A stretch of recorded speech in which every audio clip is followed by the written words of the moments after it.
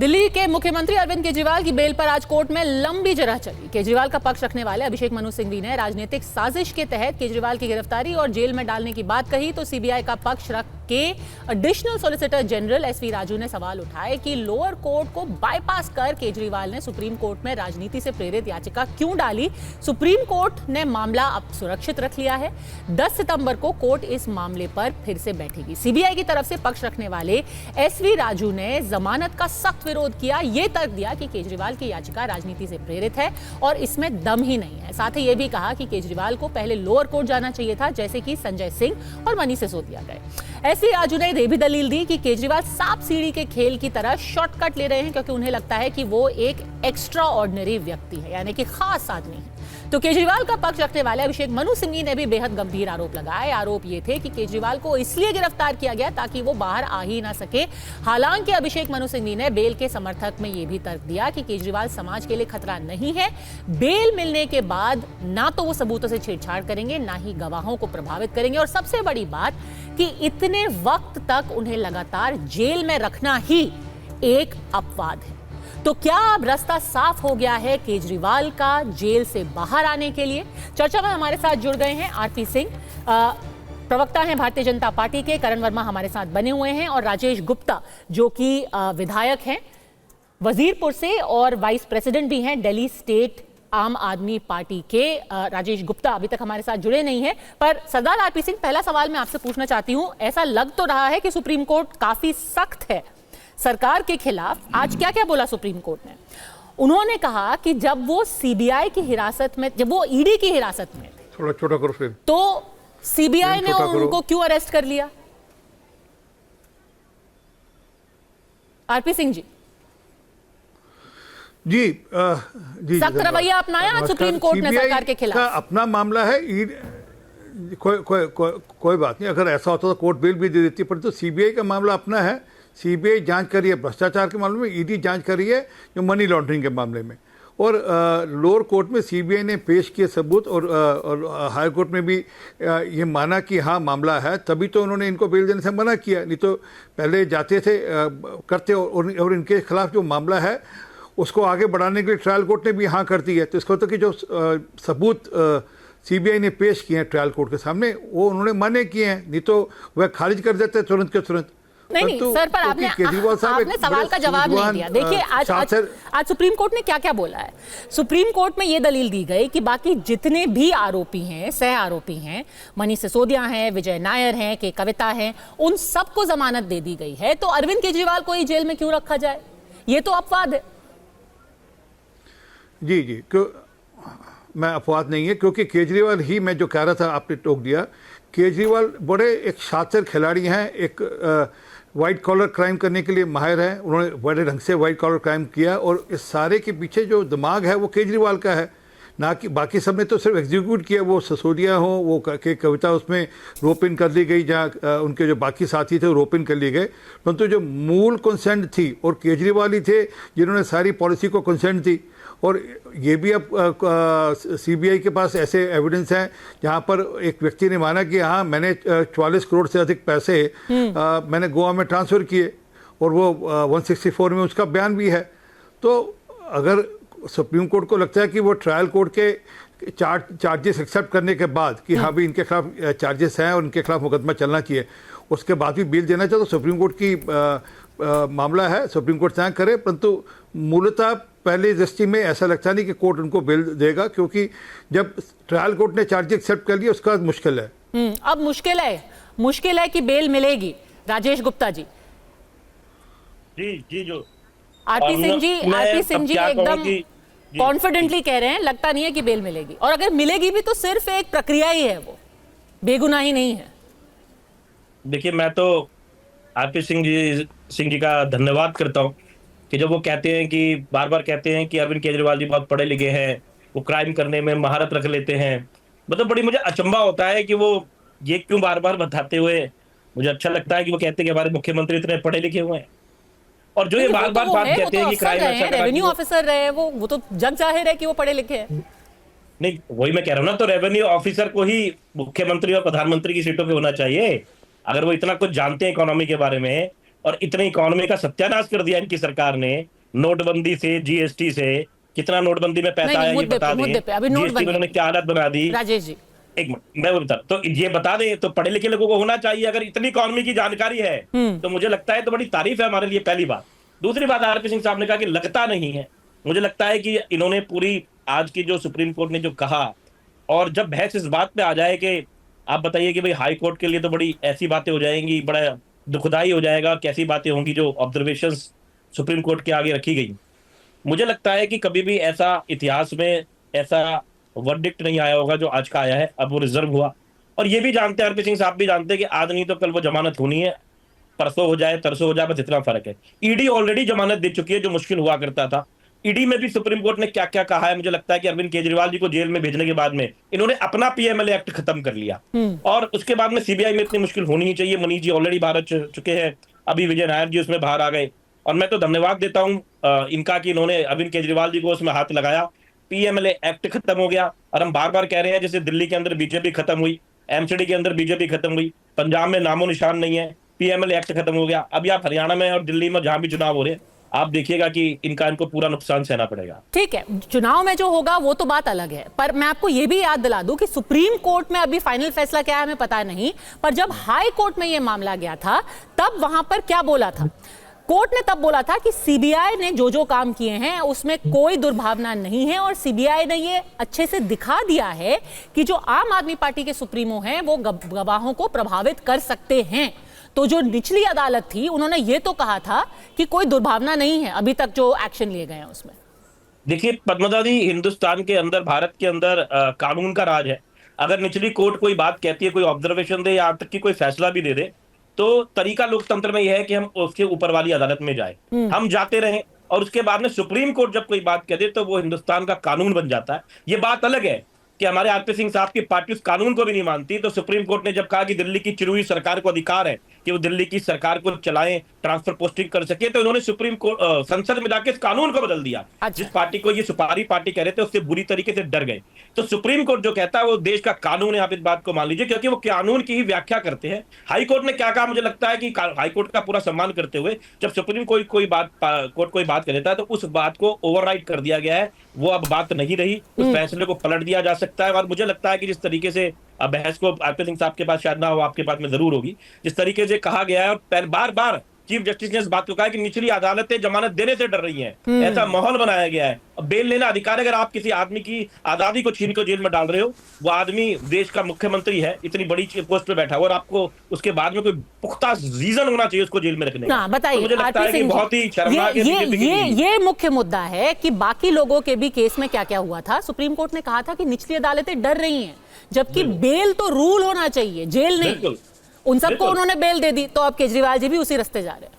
नहीं बिल्कुल, बेल मैं यही कह रहा हूं, आरपी सिंह जी को जवाब देने वाले शोर मचाते थे बेल क्यों नहीं मिल रही। हाँ। कानून पीएमएल एक्ट में इन्होंने ऐसा बना दिया था कि बेल मिलनी लगभग नामुमकिन हो गई थी, बहुत मुश्किल थी, क्योंकि आपको प्रूव करना है आपने कोई दोष नहीं, सरकारी तंत्र का गलत इस्तेमाल की बात आ गई। सुप्रीम कोर्ट ने देखा कि एक तरफा कदर मचाई जा रही है भारत की सरकार, अपने विरोधियों को जेल में डाल रही है चुनावों को जीतने के लिए, तो मुझे लगता है मैं जितनी बार बाबा साहब अम्बेडकर का धन्यवाद दूं, क्योंकि आरपी सिंह जी को जवाब देने दीजिए। अम्बेडकर से थोड़ी देर नाराज रहती है, उनको जवाब तो देने दीजिए, चिड़ है इनको। आरपी सिंह जी। राजेश जी ने भी कहा कि सुप्रीम कोर्ट के फैसले के खिलाफ जाकर दिल्ली भारत सरकार ने अधिकार ले ली, दिल्ली सरकार। कुछ ऐसा हुआ ही नहीं, सुप्रीम कोर्ट का पूरा फैसला पढ़ना। ये असल में क्या आधी अधूरी जानकारी के आधार पर सारी बातचीत करते हैं, और आज भी आधी अधूरी जानकारी के आधार पर सारी बातचीत करें। और ये कह रहे हैं कि सुप्रीम कोर्ट ने कहा, सुप्रीम कोर्ट ने यह भी कहा था कि केंद्र सरकार को अधिकार है कि इसमें चाहे तो कुछ चेंजेस कर इसमें प्रावधान नहीं ला सकती है। ये उसी कोर्ट के फैसले में था जिसको आप अभी गा रहे थे, और उसी के अंतर्गत नहीं तो आप वापस सुप्रीम कोर्ट चले गए होते अब तक, और आपने जो पार्लियामेंट ने फैसला किया था उसके खिलाफ भी कोर्ट में चले गए होते, परंतु आपने ऐसा नहीं किया, क्योंकि पता कि आप कोर्ट ने वो एक विंडो छोड़ी थी, और वो छोड़ी विंडो तो हमने मतलब उसको कार्यान्वित किया। परंतु ये आपकी सोच है, परंतु जो मूल बात है, जो ये अपने छाती पीट रहे, छाती ठोक रहे थे, कह रहे थे कि नहीं बड़े पढ़े लिखे हैं। अरे वो पढ़े लिखे शातिर हैं, पढ़े लिखे उनका शातिर भी हो सकता है आदमी। वो चार्ल्स शोभराज पढ़ा लिखा था पर शातिर था, परंतु ये पढ़े लिखे शातिर हैं। तो दिमाग लगाकर कैसे खेल करना है, क्या नहीं करना, सब इनको जानकारी है। नहीं तो निचली कोर्ट इनके खिलाफ मुकदमा चलाने के लिए क्यों कहती? अगर पहले दृष्टि में अगर वो मामला नहीं होता तो निचली कोर्ट मामला चलाने के लिए कहती नहीं। वो उन्होंने मान्य किया कि ये सबूत हैं, और वो जो सबूत हैं जिसमें पैसा डिस्ट्रीब्यूट हुआ, पैसा इकट्ठा हुआ। हाँ, ये मनीष सिसोदिया जी का गाना गा रहे हैं। मनीष सिसोदिया जी को बेल किस कंडीशन में मिली है? 30 लाख का मुचलका भरा सिसोदिया साहब ने। हर हफ्ते में 2 बार हवलदार के सामने जाकर खड़ा होना पड़ता है, अपनी हाजिरी लगानी पड़ती है। अपने फ़ोन को बंद नहीं कर सकते, जैसे वो एक बैंड लग जाता है वैसा बैंड लगा हुआ है कि फ़ोन आपका बंद नहीं होगा, और फ़ोन के अंदर आप अपना जो मैपिंग है वो आप जारी रखेंगे ताकि पता लगे आप कहाँ घूम रहे, कहाँ नहीं जा रहे। और तीसरा कि उनके पासपोर्ट जब्त कर लिए गए। ऐसी कंडीशन किन लोगों के खिलाफ लगाई जाती है? आपको जानकारी होगी पद्मजा, ये कोई आम आदमी के खिलाफ इस प्रकार की जिनकी बेरोजगारी उनके खिलाफ ये सब कंडीशन लगाई जाती। तो कोर्ट भी समझता है कि क्या मामला है, ऐसा नहीं है। हाँ, आपको गाना आप गाते रहिए, परंतु सच तो यह है कि अभी तक आपको कोई भी किसी भी मामले में आपकी सजा कोई खारिज नहीं हुई। ये नहीं कि आपको सजा मिल गई या आपको सजा से खारिज कर देगा। क्लीन चिट तो दूर, बहुत ही शातिराना जो चेहरा है वो उजागर हुआ है। अरे बस सवाल मैं पूछ ही रही थी, राजेश जी से का कनेक्शन कट गया। हाँ, करण वर्मा, आप भी कुछ कहना चाहते थे? जी, मैं पहले तो बता दूं पद्मजा जी, राजेश जी जो बोल रहे थे कि लोअर कोर्ट की बात नहीं, सुप्रीम कोर्ट की हम लोग सुनते हैं, तो सुप्रीम कोर्ट ने भी ये बात कही थी जब इंटरिम बेल दी थी इन्हें चुनाव से पहले। तो सुप्रीम कोर्ट ने भी ये बात कही थी, ये सीएम दफ्तर के निकट भी नहीं आएंगे, कोई फाइल भी नहीं छुएंगे, क्योंकि ये इन्फ्लुएंस कर सकते हैं, he is a danger to the proceedings. तो ये बात तो सुप्रीम कोर्ट ने भी कही थी, अब वो है नहीं जिस बात का जवाब देने के लिए। तो हम सेलेक्टिव चेरी पिकिंग नहीं कर सकते। हाई कोर्ट ने तो यह तक कह दिया था, दिल्ली हाई कोर्ट ने, दैट ही इज प्राइमा फसाई involved in commission of crime and concealment of funds.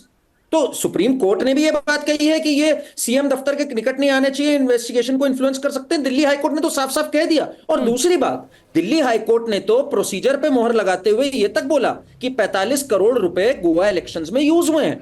बार बार ये कहना, इन्होंने क्यों धवन राय कमेटी के कोई भी रिकमेंडेशन को नहीं माना, क्यों इस पॉलिसी को वापस लिया? और केजरीवाल ने खुद अपने कैबिनेट नोट में लिखा कि हाँ, हमें 37.5% कम रियलाइजेशन हुआ है रेवेन्यू का इसमें। तो ये कह देना अचानक से कि हम ये लड़ रहे हैं आजादी के लिए, हमें ऐसे पढ़े लिखे मुख्यमंत्री नहीं चाहिए जो जल बोर्ड को सरप्लस में था उसको डेफिसिट में ले गए करोड़ों के नुकसान में। हमें ऐसे मुख्यमंत्री नहीं चाहिए जिन्होंने यमुना को आज भी गंदा कर रखा है, पोल्यूशन बढ़ रहा है। दो चीजें बोली गई हैं राजेश गुप्ता जी, क्योंकि आपका कनेक्शन कट गया था। एक, पढ़े लिखे तो बहुत है पर बेहद शातिर हैं, और दूसरा कि हाँ ठीक है बेल मिली है पर जो कंडीशन लगाई गई है उससे पता चलता है कि कितने शातिर हैं। मैं तो फिर से आरपी सिंह साहब का धन्यवाद देता हूं कि वो बार बार कहते हैं कि हम सब बड़े पढ़े लिखे हैं, हमारे विधायक, हमारे मंत्री, हमारे मुख्यमंत्री बहुत पढ़े लिखे हैं। धन्यवाद मत दीजिए, उन्होंने तो चार्ल्स शोबराज से कंपैरिजन कर दिया। सर मैं कह रहा हूं आपका बहुत बहुत धन्यवाद। आप मोदी जी को छोड़ के हमारा कंपैरिजन किसी से भी कर दिया, मुझे लगता है कि वो हमारे लिए अच्छा रहेगा, मतलब मोदी जी जैसे नहीं हो सकते। अब मैं दूसरी बात तो कहता हूं कि देखिए, आपके सामने हमारे शर्मा जी बैठे हैं, मैं किसी का भी कभी अपमान नहीं करता, लेकिन मुझे लगता है कि लेखक की भाषा में थोड़ा सा आदमी को थोड़ा न्यूट्रल होने की कोशिश करनी चाहिए। आपको मेरी आवाज? ओहो राजेश जी, वापस उनसे वो कनेक्शन कट गया। करण वर्मा, आपके बारे में कुछ बोला था, आप अगर उसको जवाब देना चाहते हैं वापस, जब तक हम राजेश जी को जोड़ने की कोशिश मेरे ख्याल से जब कड़वे बोल आते हैं पद्मजा जी तो संपर्क टूट ही जाता है लोगों का। तो इनका संपर्क टूट गया, जिससे पहले ये अपनी कड़वी बात पूरी कर पाते।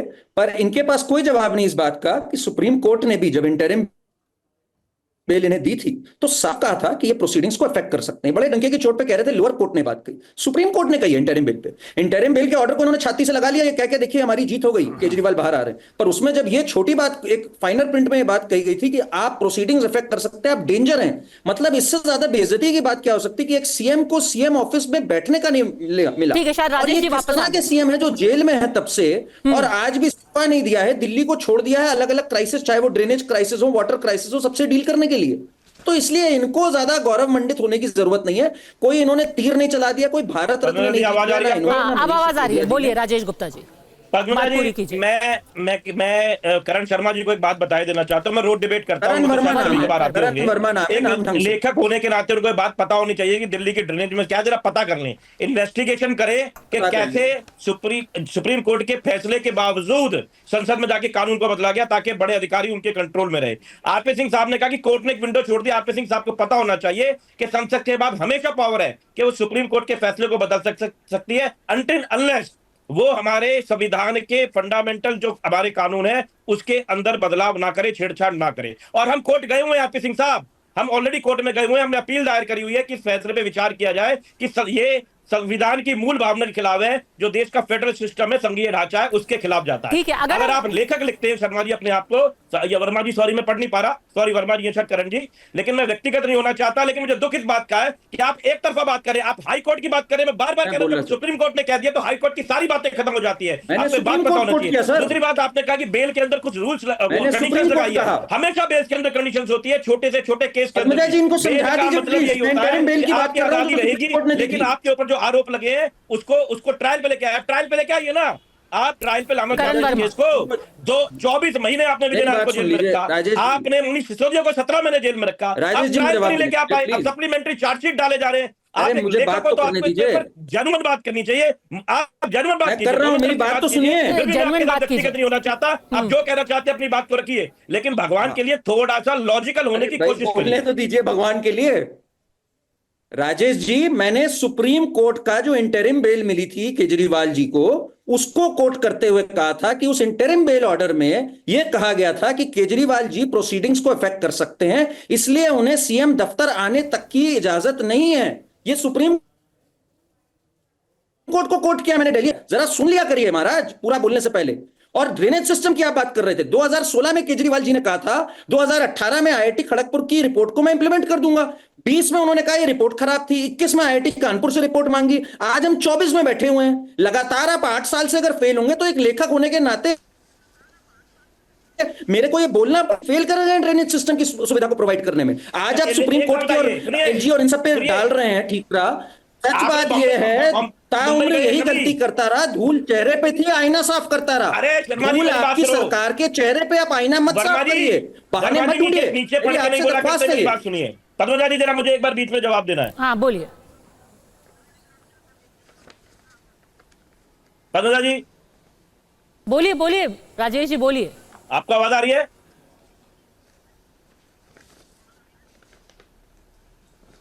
वाईफाई फ्री है दिल्ली के अंदर। पद्मजा जी, आपको आवाज आ रही है? आ रही है, बोलिए बोलिए। देखिए, तकलीफ इस बात की है कि लेखक महोदय मुझे पता नहीं कहाँ रहते हैं, लेकिन क्या कभी गुड़गांव गए हैं? जब वहां पूरा गुड़गांव डूब जाता है तब इनको दिखाई नहीं देता। कभी नोएडा गए हैं, यूपी डूबता है, इनको दिखाई नहीं देता। इनको रामलला की जब ऊपर से दीवार पे पानी नीचे आके दिखाई नहीं देता, संसद नहीं बनी पानी आके इनको दिखाई नहीं देता। मुंबई पूरी की पूरी 2 तारीख को डूबी, मैं खुद मुंबई में सिद्धि विनायक मंदिर में था, पूरी की पूरी मुंबई डूब गई, ट्रेन, इनको दिखाई नहीं देता, क्योंकि ये लोग लेखक नहीं है। ये लोग एक तरफा बात करते हैं, लेखक होते तो समझते कि बड़े शहरों के साथ में क्या दिक्कतें हैं। ये समझते कि किस तरीके से 15 साल की बीजेपी के शासन ने हमारे नालों पे पूरा का पूरा एनक्रोचमेंट करा दिया। ये नहीं बात करेंगे कि दिल्ली को या बंबई को या किसी बड़े शहरों में कैसे ठीक करें। मानवता का पहलू होता है लेखक के अंदर। मैं थिएटर का एक आर्टिस्ट हूं मेरे दोस्त, जो आदमी थिएटर करता है, जो लेखक होता है, उसमें कुछ इमोशंस होते हैं। इस तरीके की राजनीतिक बातें नहीं करते वो। मैं तो एक पार्टी का 2 बार का विधायक हूं, मैं राजनीतिक बातें करूं, समझ में आती है। आप लेखक को कैसी बातें करोगे? बताइए, मुंबई के बारे में क्या कहेंगे आप? हर बार डूबता है ना। ठीक है, इसको लेखक बनाम थिएटर आर्टिस्ट नहीं बनाते हैं। देखिए जवाब, चलिए जब देखिए जवाब।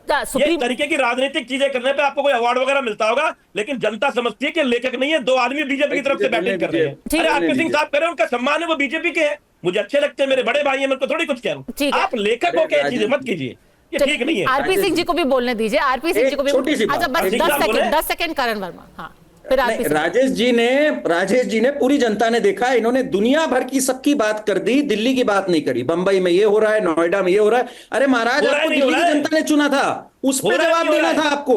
आप ब्रह्मांड की सैर कराए, दिल्ली पे नहीं आए। बताइए, आपने खुद को एक्सपोज कर दिया, मुझे कुछ कहने की जरूरत नहीं है। मैं एक पार्टी को रिप्रेजेंट करता हूँ, सुनो, मैं एक पार्टी को रिप्रेजेंट करता हूँ, तुम कौन सी पार्टी को रिप्रेजेंट कर रहे हो ये बताओ। अरे मैं तो दिल्ली के बारे में सवाल पूछ रहा हूं, मैं तो दिल्ली के नागरिक होने के नाते सवाल पूछ रहा हूं। इस बहस को व्यक्तिगत नहीं बनाते, इस बहस को व्यक्तिगत नहीं बनाते। वापस इसको पटरी पर। आरपी सिंह जी ये बताइए, जब दिल्ली की जनता देख रही है, 1 साल पहले ऐसा लग रहा था कि पूरी की पूरी आम आदमी पार्टी, उनके विधायक, उनके समर्थक, उनसे जुड़े हुए बाकी पार्टी के लोग सब एक एक करके जेल जा रहे थे। अब सब एक एक करके बेल पे बाहर आ रहे हैं, भले से ही वो संजय सिंह हो या फिर वो के कविता हो जो कि उसी मामले में आरोपी हैं, या फिर विभव हो जो दूसरे मामले में अंदर गए थे, वो भी जमानत पर बाहर आ गए हैं। तो एक जो छवि है वो तो ये निकल करके आ रही है ना कि केस ही कमजोर थे शायद। अगर केस कमजोर होते तो केस क्वैश हो जाते। कोर्ट ने तो केस क्वैश नहीं किए, राजेश गुप्ता जी, एक बैंक अकाउंट का नंबर दे रहा हूँ और सबके जानकारी में दे रहा हूँ 1403, एक मिनट मेरे हाथ में है। आपने कहा पैसे आपके खातों में गए हैं साहब, और ये पूरी जानकारी ये लीजिए। एक खाता है, अशोक पटेल, किरण भाई पटेल, जगदीश शर्मा, अशोक चंदू भाई, कोई शील कॉरपोरेशन, ये मिलाकर कोई 44 करोड़ का भाई खाता। इसका हिसाब तब सीबीआई ने कोर्ट में दाखिल किया। इसी के आधार पर तो मामला शुरू हो गया कोर्ट में, चार्जशीट लगी आपके ऊपर। पूरा हिसाब कोर्ट के सामने है। अब कोर्ट को लगता है कि ये केस मजबूत है या जमानत मिल जानी चाहिए और किस बिना पर, उसका इंतजार हमें करना पड़ेगा।